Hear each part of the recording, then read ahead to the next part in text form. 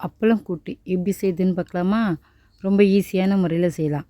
அப்பளம், கடலைப்பருப்பு வச்சு ஒரு கூட்டு பண்ணலாம். அதுக்கு தேவையான பொருட்கள்: உருளைக்கிழங்கு,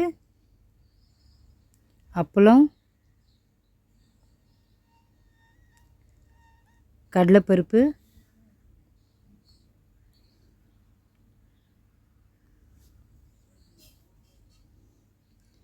வெங்காயம், தக்காளி, கடுகு, உளுந்தம்பருப்பு, கறிவேப்பிலை, மஞ்சாத்தூள், மிளகாய்த்தூள், உப்பு. கடலைப்பருப்பை இதை மாதிரி போட்டு 10 நிமிஷம் ஊற வச்சுருங்க. தண்ணியில் ஊற வச்சுட்டு இதை மாதிரி எடுத்து கழுவிடுங்க. கழுவிட்டு நல்லா வெள்ளையாக வர வரையும் தண்ணி கழுவிடுங்க. பாருங்கள், அழுக்காக இருக்கா, கலராக இருக்குது. இப்போ பாருங்கள், வெள்ளையாகிடுச்சு பாருங்கள் தண்ணி. இந்த மாதிரி வெள்ளையாக வர வரைக்கும் கழுவணும். இப்போ கடலைப்பருப்புக்கு தேவையான அளவு தண்ணி ஊற்றிக்கோங்க. 3 விசில் விடுங்க போதும்.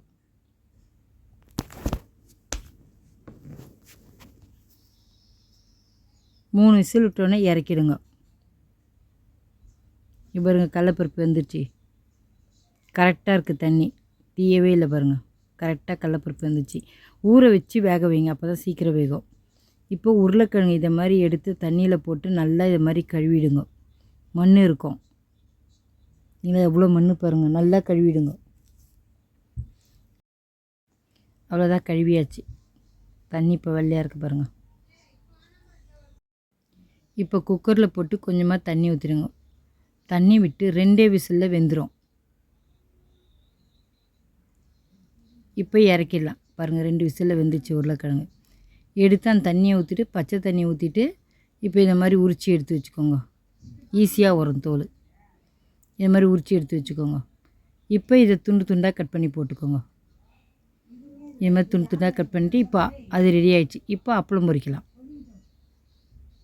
ஒரு கடாய் வச்சு எண்ணெய் ஊற்றிட்டு அதில் அப்பளம் பொரித்து எடுத்து வச்சுக்கலாம்.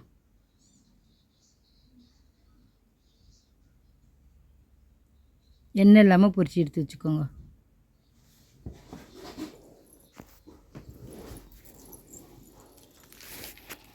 அவ்வளோதான், அப்பளமும் பொரிச்சாச்சு. நமக்கு தேவையான அப்பளம் பொரிச்சிச்சு. அப்பளம் நிறைய போட்டாலும் ரொம்ப நல்லாயிருக்கும் இந்த கூட்டில். இப்போ ஒரு கடாய் வச்சுட்டு எண்ணெய் ஊற்றிட்டு கடுகு போட்டுருங்க. கடுகு பொரிஞ்ச உடனே உளுத்தம்பருப்பு சேர்த்துருங்க. சேர்த்து அதை கொஞ்சம் நல்லா வதக்கிடுங்க.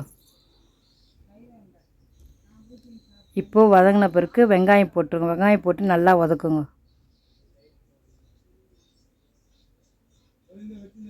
நல்லா வதக்குங்க.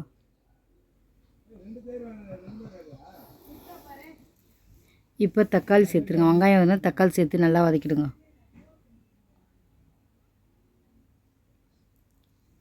தக்காளி நல்லா வதக்கிட்ட உடனே மஞ்சள்தூள் சேர்த்துருங்க. உப்பு, மிளகாய்த்தூள், கொஞ்சம் போல் தண்ணி.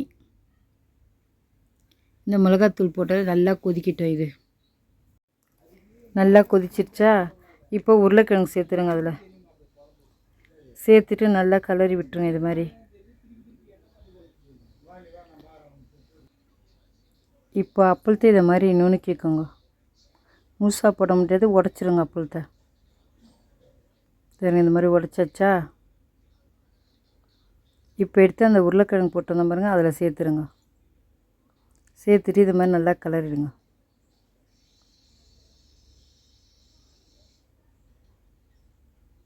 இப்போ கடலைப்பருப்பு எடுத்து சேர்த்துட்டு இப்போது கறிவேப்பிலை சேர்த்துட்டு நல்லா வதக்கிடுங்க.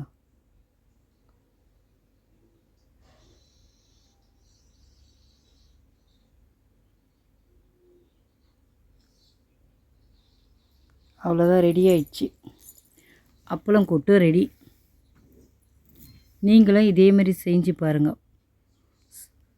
ரசம் சாதத்துக்கு இது ரொம்ப நல்லாயிருக்கும். ரசம் சாதம் மட்டும் வச்சு சாப்பிட்டு பாருங்கள், இது ரொம்ப நல்லாயிருக்கும். ரசமும் இதுவும் தான் சாப்பிட்டா ரொம்ப நல்லாயிருக்கும். அப்பளம் கூட்டு ரெடி. நீங்களும் ஒரு முறை செஞ்சு பாருங்கள். ரொம்ப ஈஸியான முறையில் செஞ்சிடலாம் இந்த அப்பளம் கூட்டை. சாப்பிட்றதுக்கு இது ரொம்ப நல்லாயிருக்கும். நீங்களும் உடனே போய் செஞ்சு பாருங்கள் அப்பளம் கூட்டை.